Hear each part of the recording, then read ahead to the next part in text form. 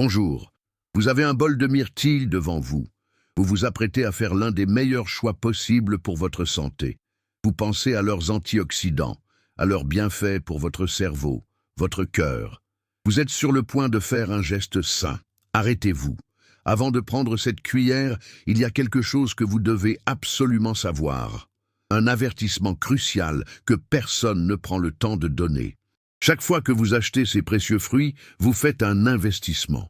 Un investissement en temps, en argent et surtout, un investissement dans votre longévité.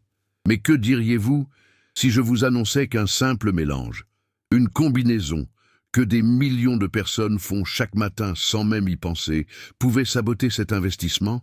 Que diriez-vous si vos bonnes intentions étaient, sans que vous le sachiez, neutralisées directement dans votre assiette? C'est un dilemme psychologique terrible, le sentiment de la trahison alimentaire. Vous choisissez avec soin des aliments sains, vous les assemblez en pensant créer une synergie de bienfaits, mais en réalité, dans les coulisses invisibles de la biochimie, une guerre civile nutritionnelle a lieu. Des aliments sains qui se contredisent, qui s'annulent les uns les autres. C'est le genre d'erreur inconnue qui peut vous faire perdre confiance et vous décourager de faire les bons choix. Mon but aujourd'hui est de vous armer contre cette erreur. C'est de vous donner une information simple, mais fondamentale, qui protégera vos efforts pour toujours. Dans les prochaines minutes, je vais vous révéler la règle des 3 mélanges interdits. Ce ne sont pas des opinions, ce sont des faits basés sur la chimie alimentaire. 3 combinaisons extrêmement communes qui réduisent, voire annulent, le pouvoir des antioxydants que vous cherchez si désespérément à obtenir de vos myrtilles. Cette connaissance ne vous prendra que quelques minutes à acquérir, mais elle changera à jamais la façon dont vous préparez votre petit déjeuner ou votre collation. Alors, avant de manger une seule myrtille de plus, accordez-moi votre attention. Ce que vous allez apprendre est essentiel. Pour comprendre pourquoi certains mélanges sont interdits, nous devons enfiler nos blouses de chimistes et regarder ce qui se passe à l'échelle moléculaire lorsque les aliments se rencontrent dans votre estomac. Beaucoup de gens opèrent sous l'emprise d'un mythe très répandu. Si je mélange plusieurs superaliments, j'obtiens un super repas. C'est une logique d'addition. Mais la nutrition n'est pas de l'arithmétique, c'est de la chimie. Et en chimie, 1 plus 1 ne fait pas toujours 2. Parfois, une molécule peut en neutraliser une autre. C'est le principe de l'interférence biochimique. Les 3 mélanges interdits que je vais vous révéler sont les exemples les plus flagrants de ce phénomène lorsque vous consommez des myrtilles. Mélange interdit Né01, le lait de vache, le neutralisateur d'antioxydants. C'est la principale protéine du lait de vache, représentant environ 80% de sa teneur en protéines. Le mécanisme. Les anthocyanes des myrtilles font partie d'une grande famille appelée polyphénols. Les molécules de caséine ont une affinité particulière pour ces polyphénols. Lorsqu'elles se rencontrent dans l'environnement acide de l'estomac, elles se lient les unes aux autres, un peu comme une clé dans une serrure. Elles forment alors un complexe caséine-polyphénol. La conséquence, ce complexe est large, insoluble, et votre système digestif a beaucoup de mal à le décomposer et à l'absorber. Résultat, une grande partie des précieux anthocyanes que vous avez ingérés ne franchit jamais la barrière intestinale pour entrer dans votre circulation sanguine. Ils sont piégés et finalement excrétés, sans avoir pu exercer leurs bienfaits. Pour utiliser une analogie simple, la caséine agit comme une menotte moléculaire sur les antioxydants, les empêchant d'aller faire leur travail de protection dans votre corps. C'est pourquoi le bol de céréales avec du lait et des myrtilles est une très mauvaise idée si votre but est de maximiser les bienfaits des fruits. Mélange. Interdit N2. Les céréales fortifiées en fer. L'agent perturbateur, le fer inorganique, sulfate de fer, fumarate de fer, ajouté en grande quantité à de nombreux produits industriels comme les céréales de petit déjeuner. Le mécanisme. Le fer est un minéral à double tranchant. Il est essentiel à la vie, mais en forme libre et en haute concentration, il peut agir comme un pro-oxydant, c'est-à-dire qu'il peut catalyser, accélérer les réactions d'oxydation. Les anthocyanes sont des antioxydants, ce qui signifie qu'ils sont chimiquement fragiles et conçus pour se sacrifier en neutralisant les agents oxydants. La conséquence, lorsque vous mélangez une grande dose de fer fortifié avec vos myrtilles, vous créez un environnement chimiquement agressif dans votre bol ou votre estomac. Le fer peut attaquer et dégrader les anthocyanes avant même que vous ayez eu la chance de les absorber. Une partie de votre armée d'antioxydants est détruite avant même d'avoir atteint le champ de bataille. Il est important de noter que cela concerne principalement les aliments lourdement fortifiés et les suppléments de fer, et non les aliments naturellement riches en fer comme les lentilles. Le conseil est donc de ne pas prendre de suppléments de fer en même temps que vos myrtilles et de vérifier l'étiquette de vos céréales. Mélange interdit numéro 3. Le sucre raffiné, l'annulateur de bienfaits.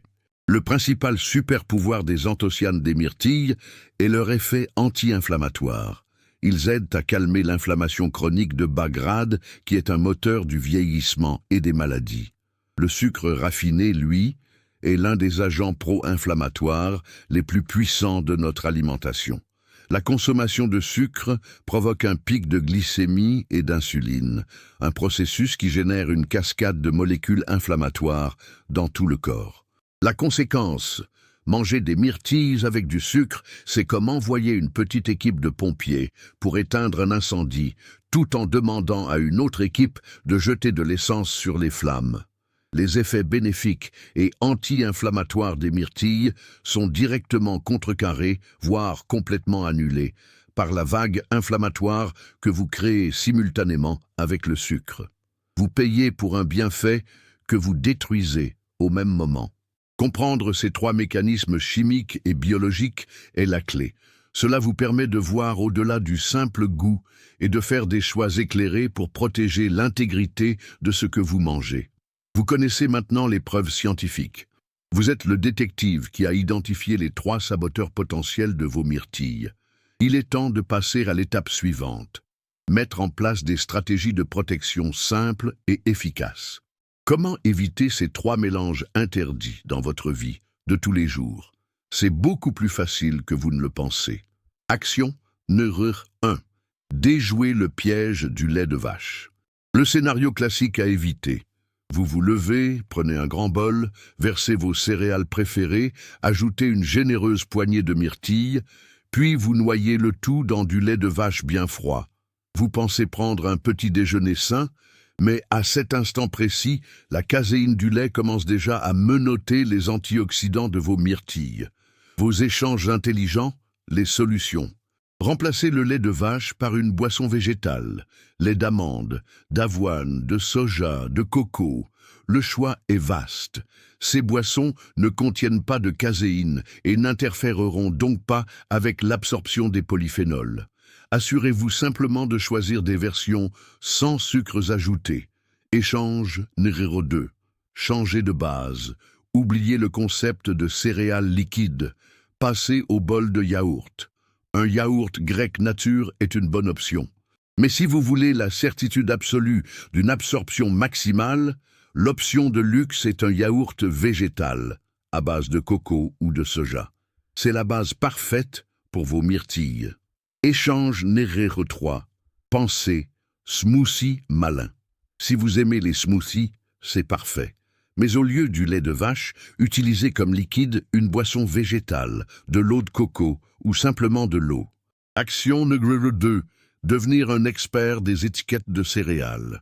Mais la haute concentration en fer inorganique peut dégrader une partie des précieux et fragiles antioxydants. Votre nouvelle compétence, la lecture d'étiquettes. Retournez la boîte et allez directement au tableau nutritionnel. Cherchez la ligne « fer ». Si le pourcentage indiqué à côté est très élevé, par exemple 50% ou plus de vos apports journaliers recommandés par portion, considérez ces céréales comme un mélange interdit. La règle d'or, la séparation. Cela ne veut pas dire que vous devez jeter vos céréales. Cela signifie simplement qu'il ne faut pas les manger en même temps que votre dose principale de myrtilles. La solution est simple.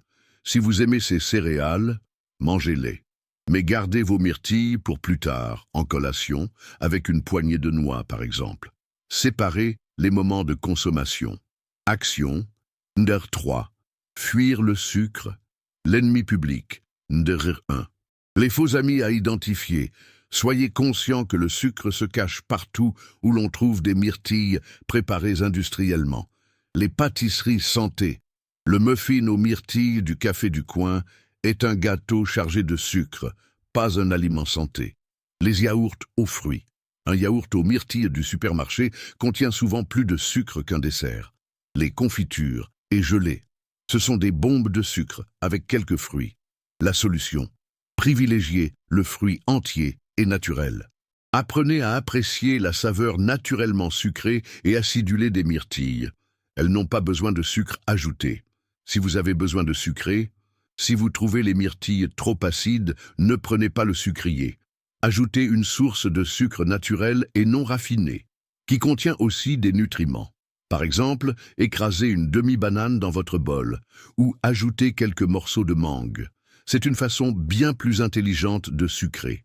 Votre checklist anti-erreur. Si vous lisez ceci et que vous vous rendez compte que vous avez fait ces 3 erreurs pendant des années, je veux que vous entendiez ceci. Ce n'est pas grave, vous ne le saviez pas. La culpabilité est une émotion inutile qui paralyse. Le passé est une leçon, pas une sentence. L'important n'est pas ce que vous avez fait hier, mais la connaissance que vous avez aujourd'hui et la décision que vous prendrez pour votre prochain repas. Chaque bol de myrtilles est une nouvelle opportunité de bien faire. Nous avons commencé cette conversation avec un avertissement, et nous la terminons avec un nouveau pouvoir, le pouvoir de la connaissance. Le but aujourd'hui n'était pas de vous faire peur ou de vous ajouter des règles compliquées. Au contraire, le but était de vous rendre justice. Justice pour tous les efforts que vous faites déjà pour votre santé. Justice pour chaque bol de myrtilles que vous avez mangé avec les meilleures intentions du monde. Nous avons découvert ensemble les 3 mélanges interdits. Mais au-delà de ces 3 règles, j'espère que vous repartirez avec une leçon beaucoup plus profonde. La leçon de l'alimentation intentionnelle. Pendant des années, vous avez peut-être mangé des myrtilles de manière passive, en sachant que c'était bon pour vous. Aujourd'hui, tout a changé. Vous n'êtes plus un consommateur aveugle. Vous êtes un consommateur éclairé. Vous comprenez la chimie simple qui se joue dans votre assiette. Vous savez comment protéger vos alliés nutritionnels et comment éviter les saboteurs. Ce savoir transforme tout. Il transforme le doute en confiance. La prochaine fois que vous préparerez votre bol de myrtilles avec un yaourt végétal et une poignée de noix, vous ne ressentirez plus l'incertitude de « est-ce que je fais bien ?»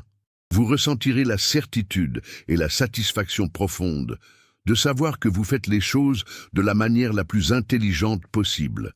Vous savourerez chaque bouchée en sachant que vous recevez 100% des bienfaits que la nature a à vous offrir.